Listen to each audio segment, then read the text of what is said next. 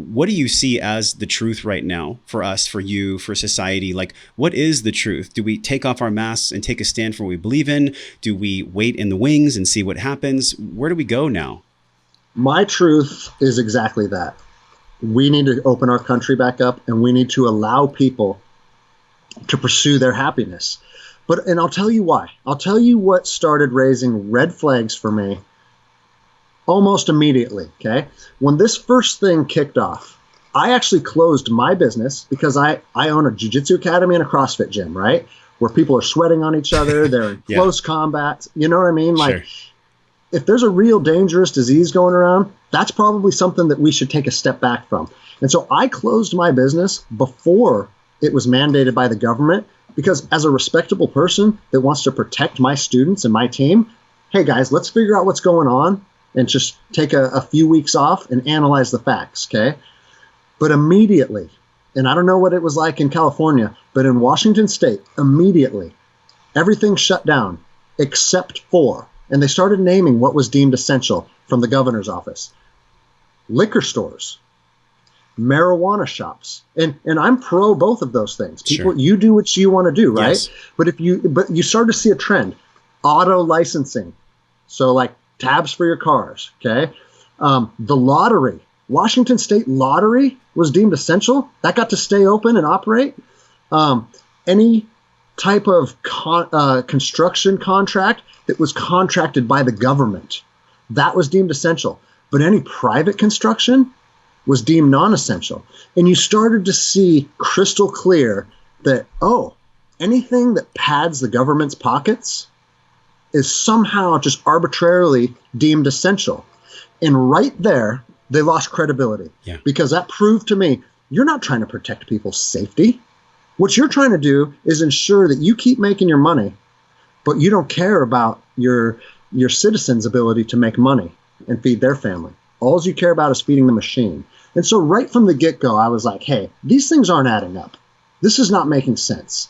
And then you just saw it go downhill from there. Well, we had a statement actually, to play devil's advocate, because I love free speech. I want people to engage in conversation. Greg, like, that's what this is about, man. And Diana said there's a real dangerous disease going around. The fact that governments don't shut down those businesses doesn't mean that there's not a pandemic going on. To that, I take a deep breath. And I respond by saying, no one is disrespecting the lives that have been lost. No one is saying that death is not one of the most challenging things that we all deal with, but it is an inevitability. And in my question for you, and what I'd love all of us to really ponder here through that deep breath that Diana was brave enough to bring up, how do we decide the lives of the few for the lives of the many? We see suicide rates going up. We see child abuse going up. We see literally health complications, domestic violence, so many things happening on the other side of the coin.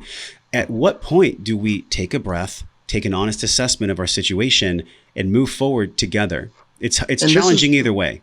Of course it is. And there's no answer, no path that we can go down where everybody's going to be safe. Yeah. Right? Like, that doesn't exist. That's not reality. But by us wanting to open our businesses and restore people's livelihoods, just like you said, that's not detracting from the people that are vulnerable or the people that have gotten sick from this. Yeah. Like, anytime someone gets sick or anybody passes due to a disease, it's tragic. And I don't think by not wanting to see our entire country implode that we're being insensitive to those people. And I'll tell you this, like, I don't like to get into the medical side of things because I'm not a doctor. But my best friend on planet Earth, he was the best man at my wedding. He's been my best friend since we were 12 years old. He is a physician in Queens, New York. He has 200 COVID patients.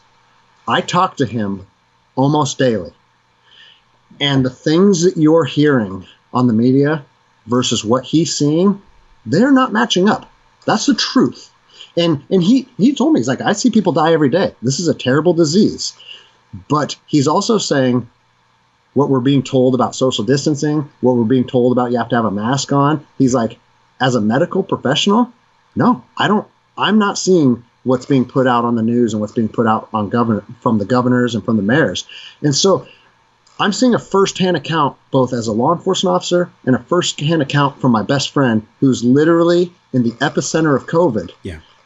And things aren't matching up. Well, and if people aren't willing to take a step back and be like, okay, we understand that people are getting sick, but there's something else going on here. It's clear as day. You're ringing a bell of truth right now. Everyone share this if you're feeling the same truth, because what I know to be true is that we are at this point where we're either going to move forward and have freedom and really honor our forefathers. Can you imagine what it would have been like, Greg, 1776, coming over here, like under colonial rule, and then having to have the Tea Party? Like, people forget how easy it is to not repeat history unless you're aware enough to have the courage to not let it repeat.